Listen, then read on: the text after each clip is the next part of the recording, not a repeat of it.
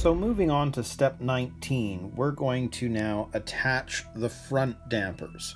And one of the things that's noticeably different is if we go back to step 18, we were using regular screws and then we had these press nuts, which is how the screw would go through into the chassis and attach to the whole chassis, keep the shock in place. Well, in step 19, we're using tapping screws and these flange tubes. So you can see that we're going to send the screw through the shock tower, through that flange and into the chassis, and at the bottom, same idea. We're using the tapping screw, the flange, and going into the arm. So I'll set this up and we'll put these on, but it's interesting the difference between the front and the rear setup. So let's grab our front finished gearbox, and you can see we'll grab one of the shocks and we're going to put this through. Now I'll put the flange in there first here, I think. So if I take the flange tube, and you can see that the flat spot on the tube is on the back side, stick that through, and we're going to stick our tapping screw through that, and then you can see it's going to go into the farthest, or I should say, I guess the outer hole on the arm. So we'll stick that in.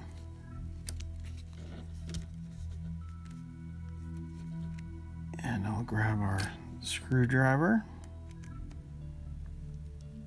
and I'll start screwing that in. Now remember again, the arm is a softer plastic, so I don't want to over tighten this or you're going to strip something. So I'm also watching where that flange is going to be sitting, if you can see, to make sure it's going to be in the right spot.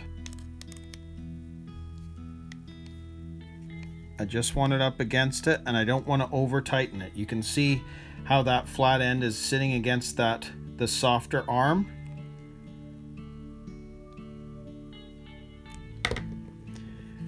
So there we go. So that is how it's going to sit, and it's just right. So again, I don't want to over tighten that because you'll end up stripping that plastic.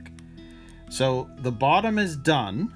So now we're going to do the same thing with the top. So we're going to grab our flange tube and we're going to stick that inside the top.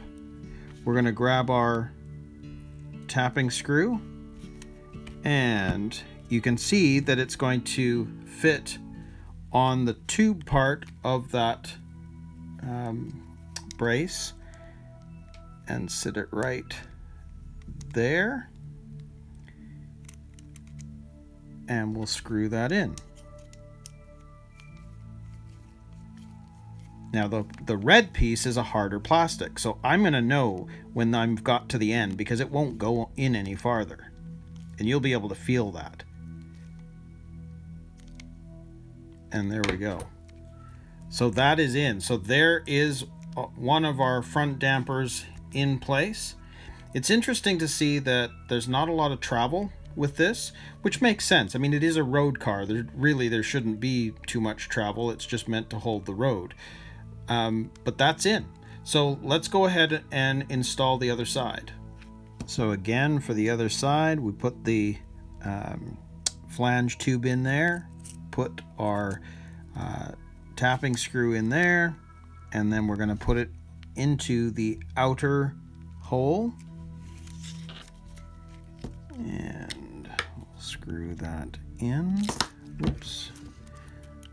There we go.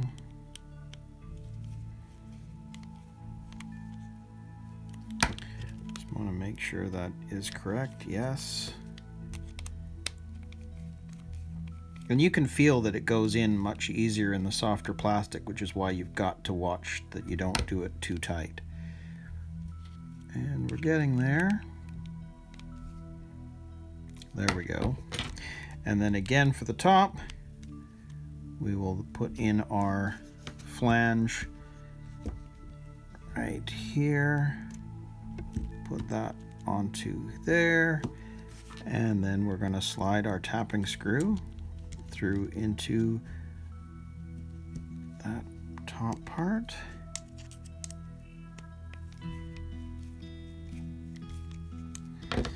Make sure that's correct and going in the right way. Yes.